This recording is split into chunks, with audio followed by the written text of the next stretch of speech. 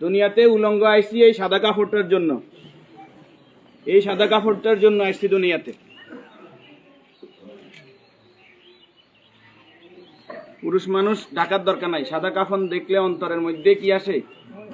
একটু ভয় আসে, এটা মনে রাখবেন। পুরুষের ঢাকার দরকার নাই, মহিলাদেরকে এভাবে উপর দিয়ে ঢেকে দিতে হয়। মরণের হরে জীবিত থাকতে দরকার নাই, কি কন?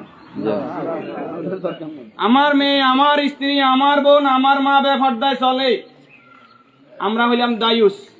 ওই পুরুষ দায়ুস যে তার স্ত্রী সন্তানকে পর্দা করায় না। আপনি থাকতে আপনার স্ত্রী কিভাবে ফেরিওয়ালার সামনে যায় আলু ফ্রাইস কিনে? আপনি দেশে থাকতে, আপনি এলাকা থাকতে আপনার স্ত্রী কিভাবে মার্কেটিং করে যায়, এভাবে বাজার সদাই করে? আপনি পুরুষ কেন পর্দার ব্যাপারে সচেতন নয়? আপনার উপযুক্ত মেয়ে ওড়না ছাড়া ঘর থেকে বের হয় কিভাবে? আপনার মেয়ে, আমার মেয়ে কিভাবে পায়জামা টাকনুর উপরে পরে? আমার ছেলে কিভাবে পায়জামা টাকনুর নিচে পরে?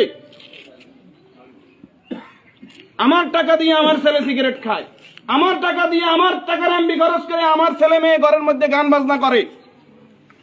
আপনি পুরুষ উদাসীন, আপনার খবর নাই। খোদার কসম, দায়ুস ওই পুরুষ যে পুরুষ তার পরিবারকে দিন শিক্ষা দেয় না, কোরআন শিক্ষা দেয় না, পর্দার কথা বলে না। আর দায়ুস জাহান্নামে যাবে।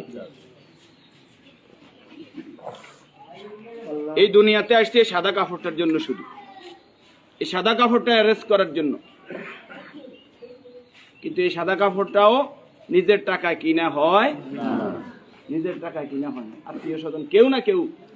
আমরা অনেক সময় শুনছি যে 3.5 হাতের মালিক ছাড়া আমি ন, আমি নিজে 8-10টা কবর এইভাবে দিছি যে উনি যে জায়গা দেখাই গেছে এই জায়গায় কবর দিন আর জায়গা দিছি আমাদের বাড়িতে। কথা কি বুঝতে পারছেন? উনি যে জায়গা দেখাই গেছে ওই জায়গায় দিতে পারি নাই বিভিন্ন কারণে। ওই জায়গার মধ্যে হয়তো পুরান কবর পড়ছে, অথবা ওই জায়গার মধ্যে খাদ গর্ত বেশি, পানি হয়ে গেছে।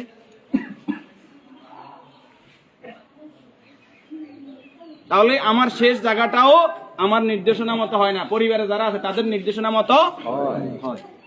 যে রাসূলের সম্মানমর্যাদা এত বেশি, সেই রাসূলের প্রতি দুরূদ ও সালাম সাল্লাল্লাহু আলাইহি ওয়াসাল্লাম। সম্মানিত উপস্থিতি, আল্লাহর এই গোলাম চেহারাতে বলতেছে অবশ্যই নেককার পরেজগার ছিল। আল্লাহ তাআলা ওনার জীবনের গুনাহগুলো মাফ করে দেন, আমিন। যে নেক আমলগুলো করেছে, দান সাদাকা করেছে, এর বদৌলতে কবর, হাসর, মিজান, ফুলসিরাত আল্লাহ কি করে দেখ, মাফ করে দেখ। আমরা যারা জানাজায় উপস্থিত হয়েছে আল্লাহ আমাদেরকে মাফ করে দেখ। আল্লাহ তাআলা এই পরিবারকে ধৈর্য ধারণ করার তৌফিক দান করুন, আমিন।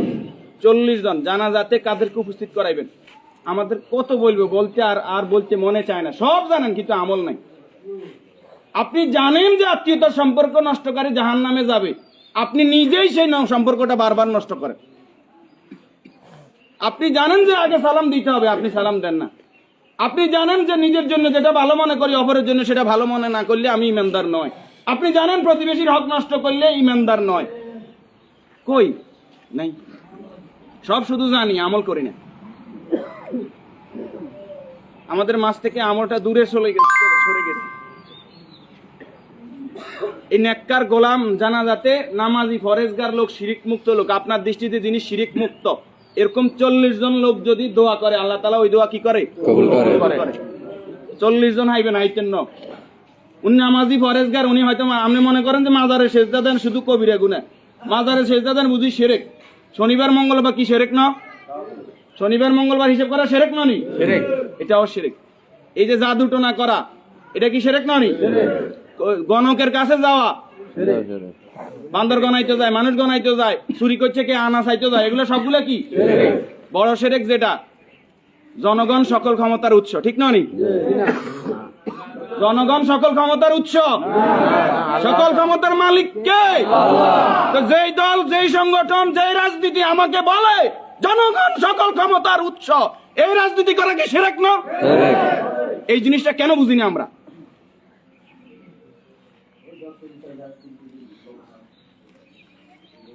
আপনি মুখে বললেন জনগণ সকল ক্ষমতার উৎস, অন্তরে আপনি বলবেন যে হ্যাঁ আল্লাহ সকল ক্ষমতার উৎস, এটা তো আল্লাহ মানে না।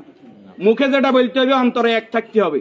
তাহলে সকল ক্ষমতার মালিক কে? আল্লাহ। আর যারা রাষ্ট্র ক্ষমতায় গিয়ে, একজন মুমিন ইসলামী রাষ্ট্র ব্যবস্থার বাইরে যাওয়ার কোনো সুযোগ নাই। যদি আওয়ামী লীগ আবার তওবা ইস্তেগফার করি আই কয় যে আমরা আল্লাহর আইন অনুযায়ী রাষ্ট্র চালাইম, আমরা কইম আলহামদুলিল্লাহ। বিএনপি যদি কালকে বলে যে আমরা রাষ্ট্র চালাইম আল্লাহর আইন অনুযায়ী, কোরআনের আইন দিয়ে রাষ্ট্র চলবে, সৎ নামাজি ফরেজগার লোকরা চেয়ারম্যান মেম্বার হইব, তাকওয়াবান হইব, আমরা বিএনপির সাথে আছি, বিএনপি কে ভোট দেব। যদি জামাত ইসলামী বলে আমরা আল্লাহর আইন দিয়ে রাষ্ট্র চালাইবো, কোরআন চালাইবো, দেশ তাকওয়ার ভিত্তিতে চলবে, রাসূল যেভাবে চালাইবে আমরা তাদেরকে ভোট দেব। যদি চরমনাই বলে তাদেরকে ভোট দেব। আমাদের ব্যক্তিগত কারো কোনো আরস নাই। আমরা এই জমিনে আল্লাহর, এই জমিনে আইন চলবে কার? আল্লাহ। এবার যেই আসুক এই তকমা নিয়ে আমরা তাদের সাথে আছি। রাজি আছেন? আল্লাহ তাআলা আমাদেরকে কবুল করুক। আমিন। সম্মানিত উপস্থিতি, এই মুহূর্তে